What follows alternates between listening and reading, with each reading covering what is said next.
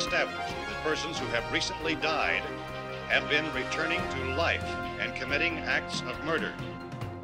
Our news cameras have just returned, so now let's go to the Dead Report. This is the Dead Report, Episode 8. I'm Dave Taylor. The folks over at Sebay.com, the sponsors of this episode, gave us a free t-shirt to give to one of you, so we're holding our first contest. Head on over to terrorfeed.com, click on the Dead Report channel, and go ahead and snag the embed code of your favorite Dead Report episode. Then post the video to your blog or MySpace or LiveJournal or any message board that accepts embedded video. You'll be entered in the contest to win this t-shirt from Sebay.com. Speaking of interesting zombie gear, I was sent a link to NovemberFire.com's new zombie wristband to show your solidarity with the undead. Which team are you on? Speaking of cool zombie stuff, I recently sat down with Rob Sacchetto, artist from ZombiePortraits.com via Skype. Hey Rob, how are you today? I'm fantastic. How are you? Super. So I wanted to talk to you a little bit about the website and ask you a couple of questions. Is that okay? Sure. Great. Yeah. So how does ZombiePortraits.com work? Basically, what you do is you'd send us a nice clean JPEG of yourself or a loved one you'd like to have turned into a zombie, and we get started on it right away. Every single one of them I approach differently. Basically what it is you get a hand-painted, hand-illustrated portrait as a zombie. So there's no computer manipulation. It's not Photoshop or anything like that involved. It's like an actual original painting of that person as a zombie. So that's basically it, really. But it's a lot of fun. Yeah, they look great. Yeah, it looks like a comic cover done by one of my favorite artists, and that's kind of it's neat to me to see that and go, wow, I did that. Like that's kind of neat. So I read online that you accommodate some special requests. What kind of special requests have you guys gotten? Just a few things. Like someone recently wanted a rather large portrait done of their two kids, which was going to be put on the mantelpiece at Halloween. Which I mean, the piece was gigantic. It's usually a lot. The sizes I usually do are an 8x10 or like it's a 9x11 for a single portrait and a 12x15 for a couples.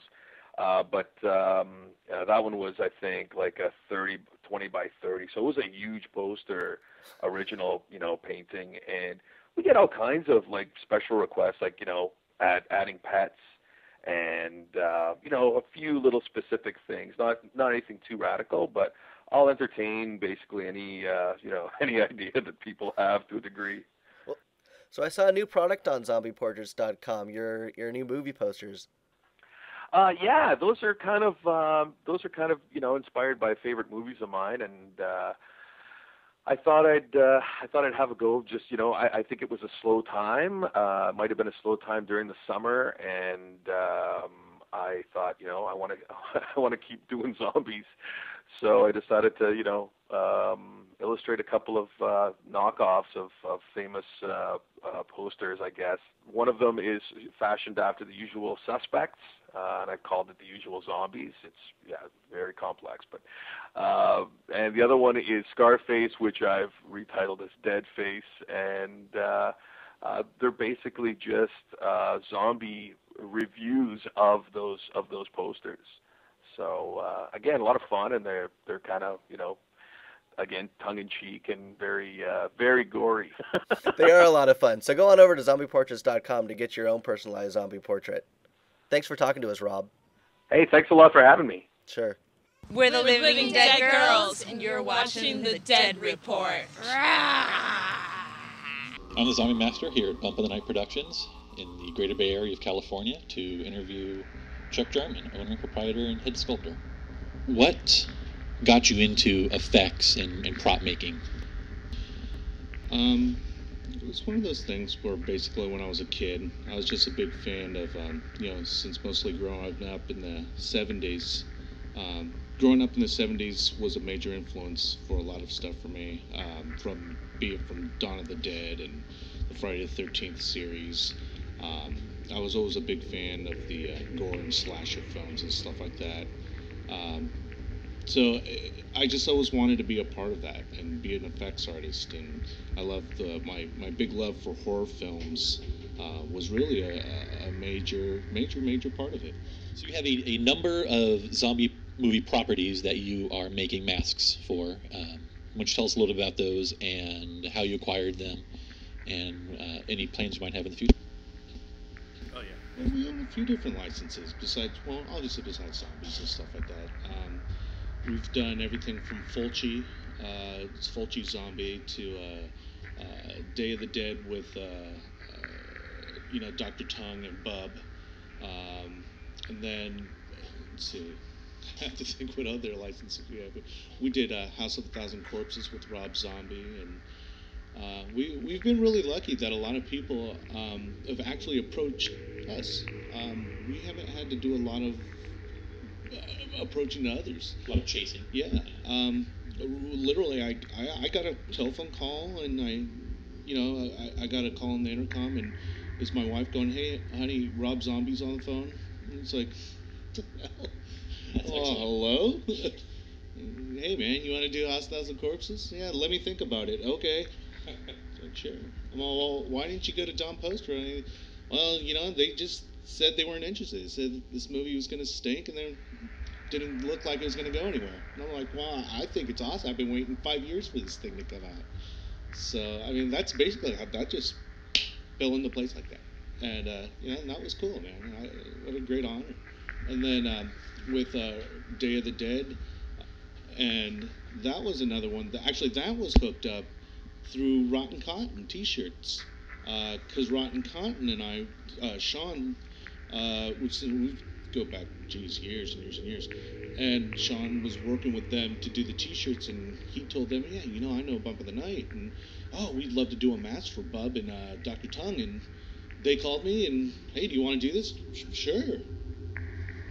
That was basically it. So what we have behind you is one of your current work. Do you want to tell us a little bit about making it? Basically, the process is originally the item starts out in clay. Basically, we make an ultra-cal mold of the item. Once that's done, the clay's cleaned out of that mold, and then latex is poured inside. Once the latex is poured inside the mold, it sits for about 4 or 5 hours. Latex is dumped out, sits overnight. You pull it out of the mold, and you have a latex mask. So we have Christmas coming up very shortly, yeah, and what does Bump in the Night offer our viewers? Well, this year we're offering the Dario Argento Demons mask. So it's a replica from Demons. We've got a lot of Killer Clown stuff that's really doing well for prop-wise. But stuff like this bad boy is only exclusive from Bump of the Night, and it's not offered anywhere else in other stores. This is only things that you're going to only be able to get from the website, or actually just straight from calling us. All right. And that's bumpinthenightproductions.com, where you can find my favorite item on your list is the zombie marionette. Yeah, the marionettes are very popular. Well, thank you, Chuck, for having us here in your studio at Bump in the Night Productions. Yeah. Thanks for the explanations and showing off the new sculpt. Sure. And we want to remind our viewers to go to bumpinthenightproductions.com to get all your Halloween and Christmas needs. And this is the Zombiemaster signing off for the Dead Report, reminding you to count your bullets and aim for the head.